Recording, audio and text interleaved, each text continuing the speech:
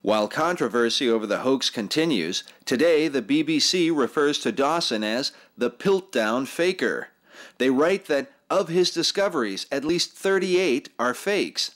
The only suspect in these frauds is Charles Dawson himself, the same man who uncovered the remains of Eanthropus dawsoni, the Piltdown man. BBC concludes that for Charles Dawson, Piltdown was not a one-off hoax, more the culmination of a life's work. Yet Dawson did not act alone. His partner in the Piltdown affair was a young paleontologist and Roman Catholic Jesuit priest named Pierre Teilhard du Chardin.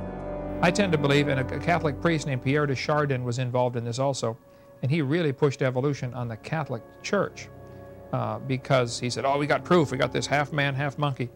After Dawson's death, Teilhard would become heir to the find of the century and may be the man most responsible for the normalization of evolutionary thinking in Western culture today.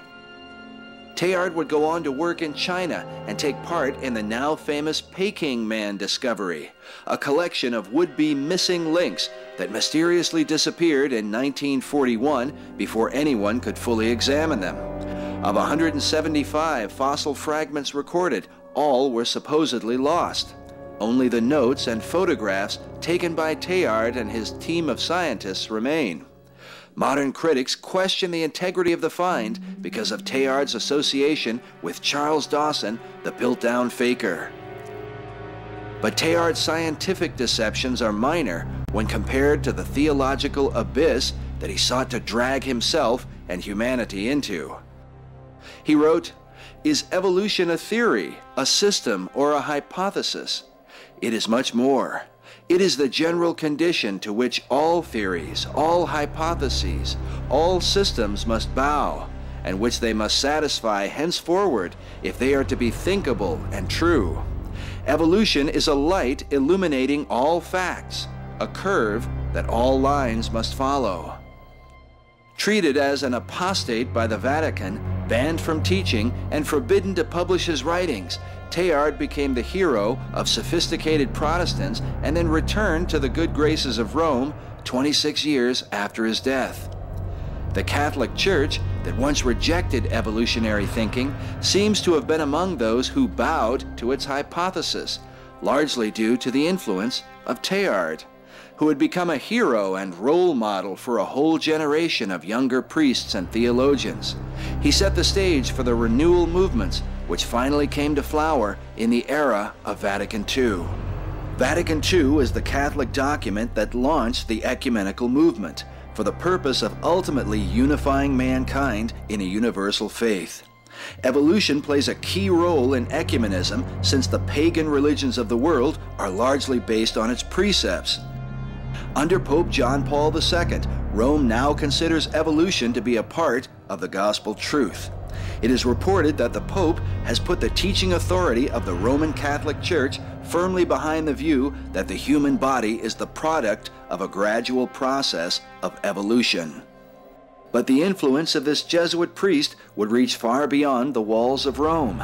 In 1985, author Marilyn Ferguson published her controversial book, The Aquarian Conspiracy, which USA Today called the Handbook of the New Age. In it, Ferguson describes a worldwide conspiracy of people seeking to bring about a paradigm shift in global consciousness. In the Los Angeles Times, Marilyn Ferguson revealed that Teilhard was the name most frequently mentioned by 185 leaders in the New Age movement when Ferguson asked who was the most influential person in their lives. By the end of the 20th century, Teilhard du Chardin would be known by many as the father of the New Age. Teilhard died in 1955, but his passing only marked the beginning of his meteoric rise to fame. His treatises, long suppressed, were published and quickly translated into all major languages. Harvard's Widener Library now houses an entire tier of books devoted to Teilhard's writing and thinking. Today, more and more people, Christians as well as non-Christians, accept his views and take keen interest in studying his philosophy. He has become known for his theory that man is evolving mentally and socially toward a final spiritual unity.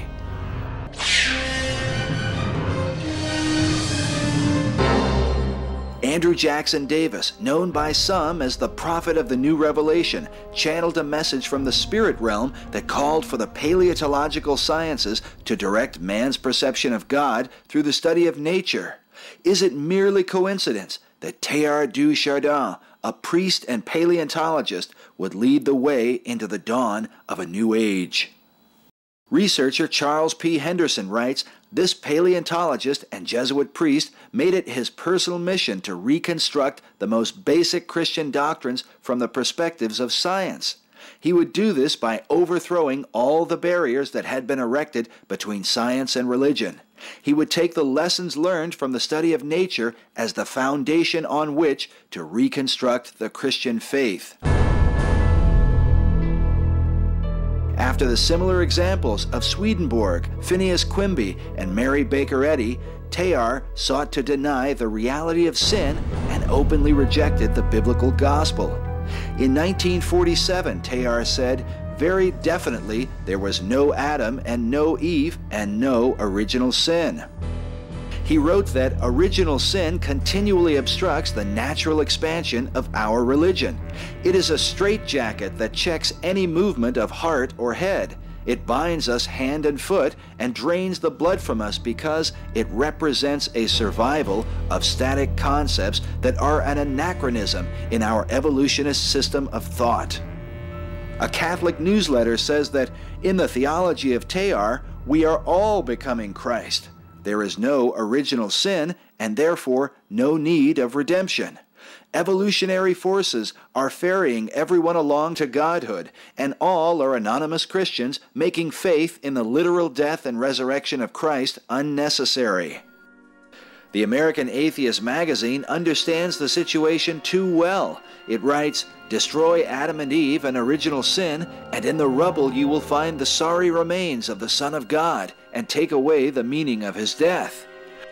But did Teilhard intend to undermine the Christ of the Bible? Some have thought so, since Teilhard's evolutionary teachings parallel Eastern mysticism and pagan theology. The whole Eastern pagan theological worldview is to undermine the deity of Christ and to elevate the deity of humanity. So Eastern mysticism, paganism, is talking about the God within. The way they Christianize it is by saying Christ is within me. I am the Christ, or the Antichrist that's going to come is the Christ, or the Lord, the Maitreya. So all of it is actually lessening the work of Christ, and man is elevated to a Christ-like person. And you'll find that in most of the cults, they will not give, Christ is not given the position of deity. Another researcher writes that Roman Catholic scholar Pierre Teilhard de Chardin taught that the God to be worshipped is the one who will arise out of the evolving human race.